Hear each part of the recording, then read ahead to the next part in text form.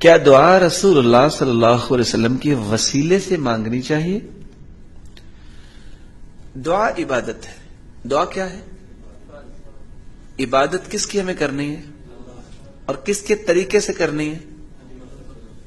اللہ کے رسول نے کیسے دعا مانگی؟ بولے، میں صرف بات کو سمجھانا چاہ رہا ہوں. اللہ کے رسول نے کس کا واسطہ دیا؟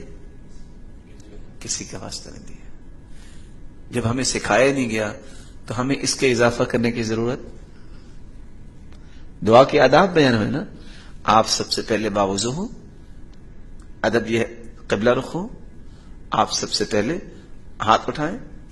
چوتھی بات اللہ کی تعریف کریں، پھر درود پڑھیں، پھر پہلے اپنے لیے مانگے، پھر یقین کر کے مانگے، پھر آپ اس میں مبالغہ نہ کریں. کیا مطلب؟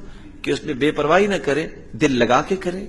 آپ دعا کرنا چاہتے ہیں، قبول کروانا چاہتے ہیں، اپنے کھانے کو حلال کریں، ظلم کی دعا نہ کریں، گناہ کی دعا نہ کریں. ادب ہے. کسی حدیث میں یہ ادب نہیں آیا کہ آپ اللہ کے رسول کے واسطے سے دعا کریں. جب کسی حدیث میں نہیں آیا تو ہم کیوں واسطہ دیں گے؟ اور پھر ایک دوسرے طریقے سے میں سمجھانا چاہوں گا. اذان کے بعد ہم دعا کون سی پڑھتے ہیں؟ اللہم رب هذه الدعوة التامة والصلاة القائمة. آگے کون اس کا ترجمہ کرے گا؟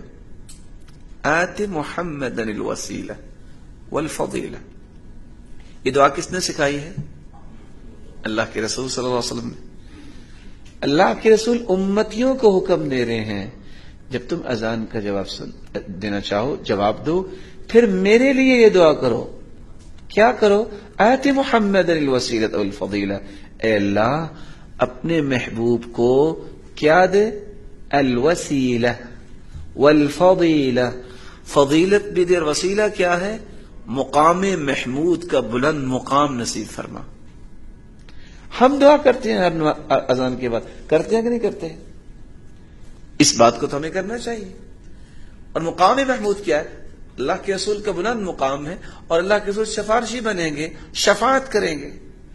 جو امتیوں کو یہ کہہ رہے ہیں، حکم دے رہے ہیں، اللہ کے پیارے محبوب اگر دعا وسیلے کے ساتھ کروانی ہوتی تو پھر وہ کہتے کہ میرے وسیلے سے کرو کہ میرے لیے وسیلہ مانگو. دونوں میں فرق ہے.